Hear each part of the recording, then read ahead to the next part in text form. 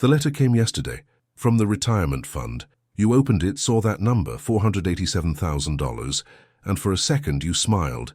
$500,000. That's it. You made it. You can finally stop. But then you couldn't sleep, because something in your gut told you that number isn't as big as it looks. And your gut is right. Sit down. We need to talk. You don't know me. You don't need to. What you need to know is that I spent 40 years working, sometimes 2 jobs, just to keep the lights on and the mortgage paid. I learned something on Main Street that Wall Street will never teach you. Retirement isn't about how much money you have. It's about how little money you waste. And if you don't learn that difference right now, that $500,000 is going to disappear faster than your last paycheck. Here's the truth nobody wants to say out loud. You can retire on $500,000, but only if you're smart enough to live like you're still broke.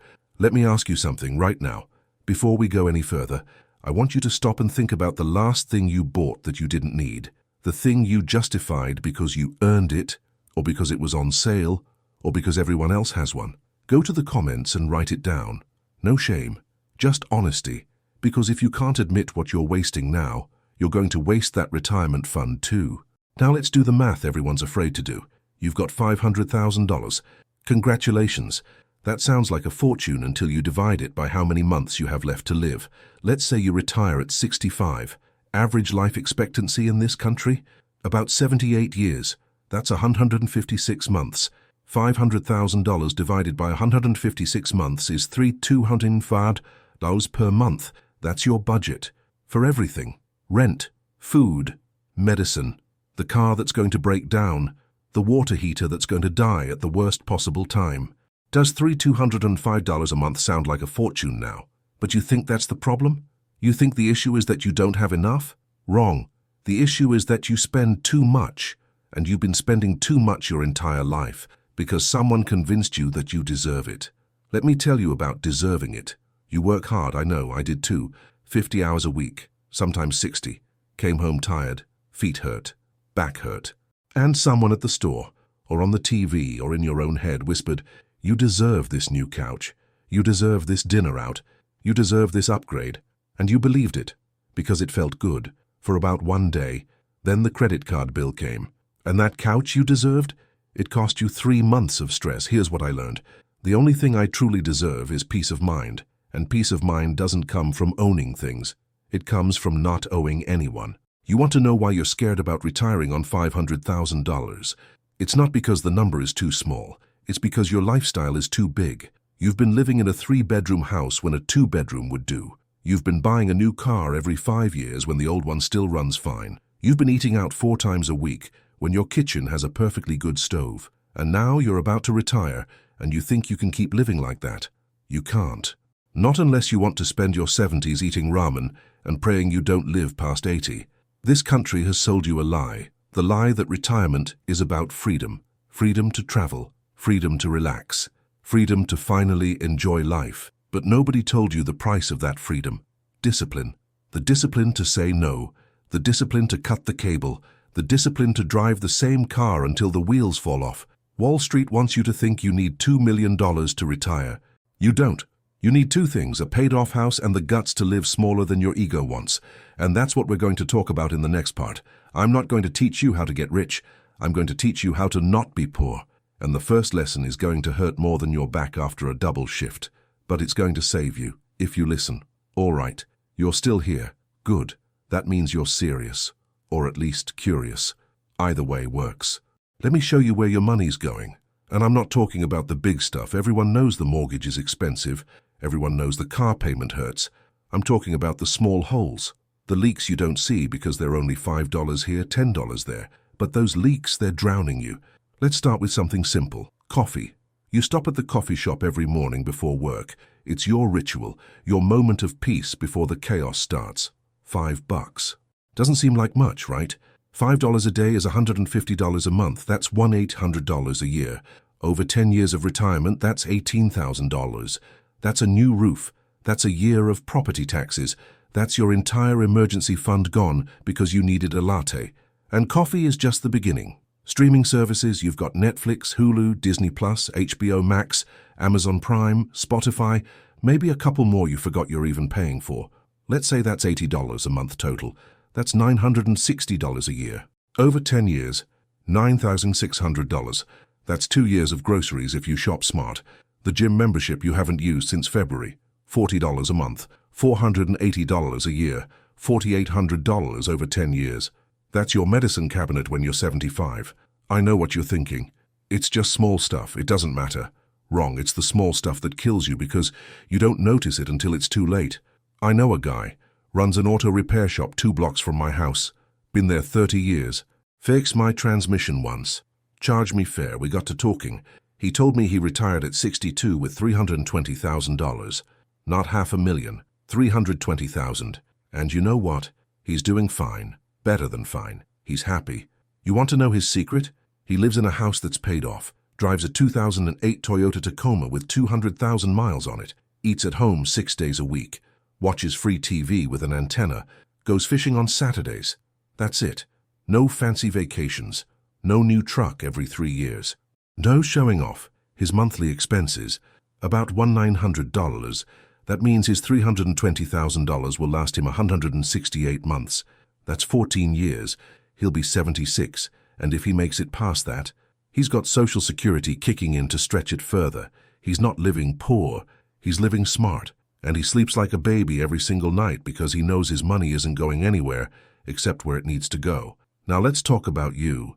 Let's say you've got that $500,000, but you're still spending like you did when you had a paycheck coming in every 2 weeks.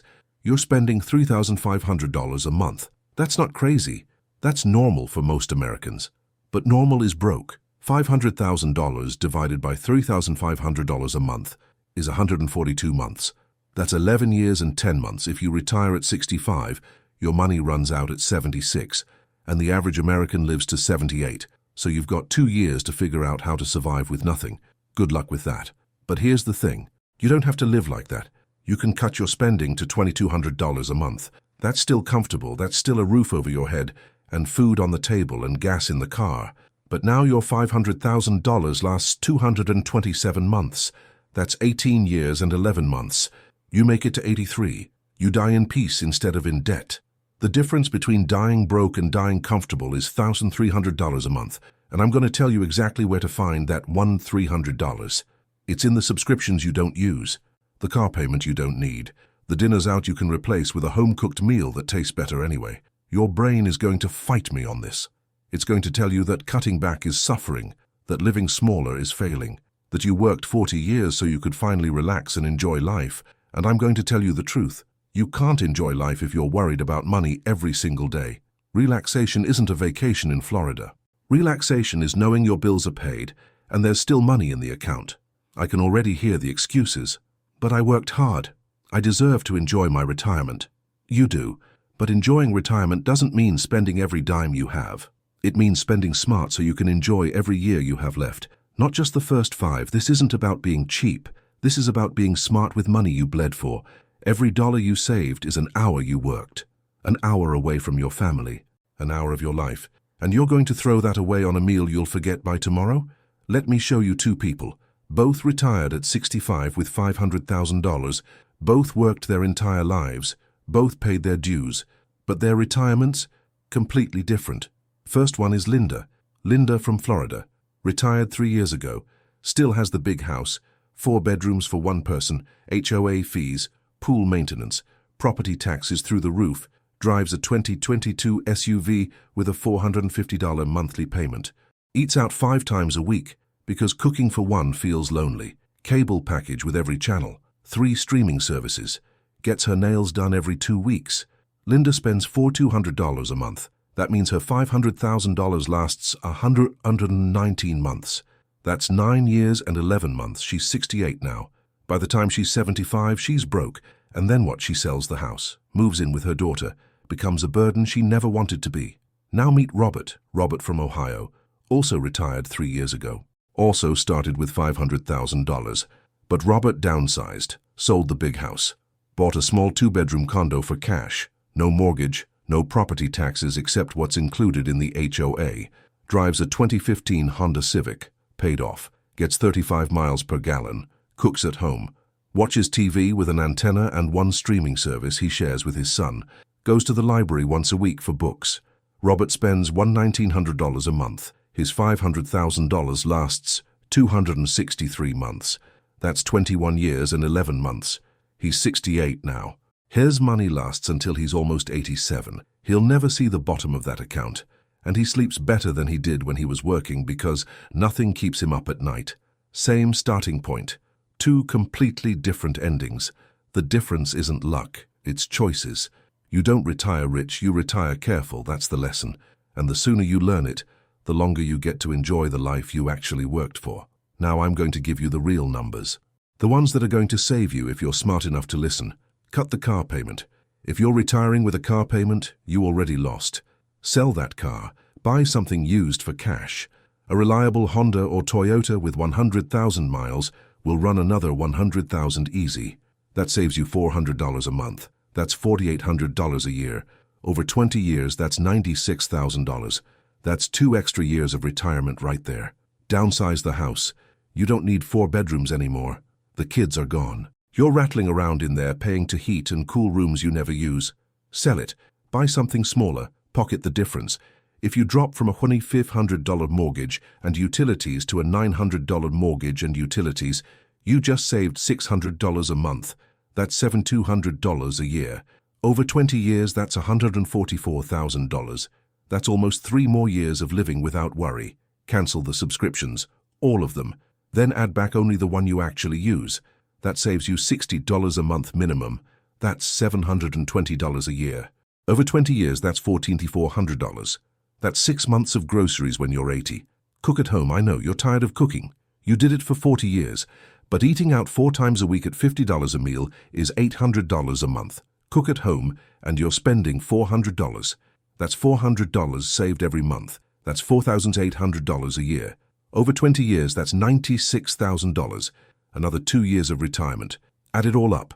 Car payment gone. House downsized. Subscriptions cut. Eating at home. That's $1,160 a month saved. That's $17,520 a year. Over the course of a 20-year retirement, that's $350–400. That's more than half your retirement fund saved just by making smart decisions. But here's the part people don't want to hear. Your family is going to fight you on this. Your kids are going to say you're being cheap. Your friends are going to stop inviting you out because you always say no to expensive restaurants. Your neighbor is going to judge you for driving an old car. Let them. Because when you're 80 years old and still living in your own place with money in the bank, and they're all struggling or living off their kids, you'll know who was right. And it won't be them. Peace of mind doesn't come free. It costs discipline. It costs the ability to say no when everyone else is saying yes. But that price, it's worth every penny, because the alternative is dying broke. And nobody deserves that after a lifetime of hard work. Retirement isn't a vacation. It's the final exam. And the only way to pass is to live smaller than your pride wants you to. We're almost done. But before you close this and go back to pretending everything is fine, I need you to understand something. This isn't just about money. It never was. This is about respect. Respect for the 40 years you spent working. Respect for the hours you clocked in when you were sick. Respect for the weekends you missed with your family because someone had to pay the bills. Every dollar in that retirement account represents time you can never get back. And if you waste it now, you're saying all that sacrifice meant nothing. I've seen both sides. I've seen people retire with less than $300,000 and live like kings because they understood the value of a dollar. And I've seen people retire with over $1 million and die broke at 72 because they thought money was infinite. The difference isn't the amount, it's the mindset. And right now I'm going to give you the mindset that will save your retirement.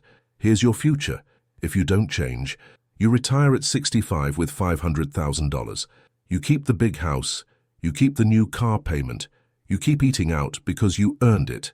By 70, you're down to $250,000 and starting to panic. By 73, you're selling the house. By 75, you're asking your kids for help. By 77, you're living in their basement trying not to be a burden, but knowing you are. That's not retirement. That's a slow-motion disaster. Now here's your future if you listen. You retire at 65 with $500,000. You downsize immediately. You buy a small place for cash. You drive a reliable used car. You cook at home. You cut every subscription you don't absolutely need. Your monthly expenses drop to $2,000. Your money lasts 250 months. That's 20 years and 10 months. You make it to 85 with money still in the bank. You never ask anyone for help. You die on your own terms. That's a good retirement. That's what you actually worked for. The choice is yours. But you need to make it now, not next year, not when the money starts running low. Now, here's your 90-day plan. This is not complicated. This is just discipline. Month 1. Track everything. Every single dollar that leaves your account. Write it down. All of it. The coffee, the groceries, the impulse buy at Target, the gas, the insurance, everything. You need to see the truth before you can fix it. Most people skip this step because they're afraid of what they'll find. Don't be most people. Month 2. Cut 30%. Look at that list from month 1 and find 30% to eliminate. Cancel 2 subscriptions. Eat out twice instead of 5 times. Buy the store brand instead of the name brand. It's not suffering, it's strategy. You'll barely notice the difference except in your bank account. Month 3. Start the emergency fund. Take every dollar you saved in month 2 and put it somewhere you can't touch it easily. Not under the mattress, not in your checking account. A separate savings account. This is your peace of mind fund. This is what keeps you from panicking when the car breaks down or the furnace dies in January. Do this for 90 days and you'll see the difference. You'll feel it.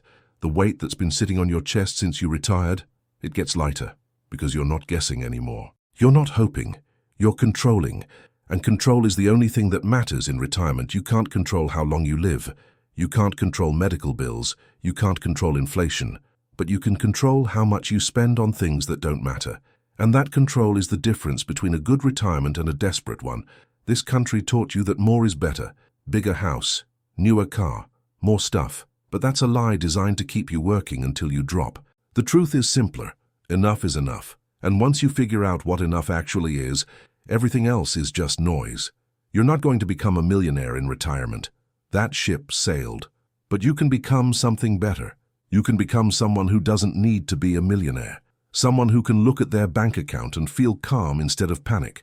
Someone who made it to the finish line without collapsing. So here's what I need from you.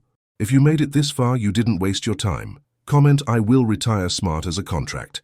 With me, with yourself, with the future you're trying to build. Because without that commitment, this was just words.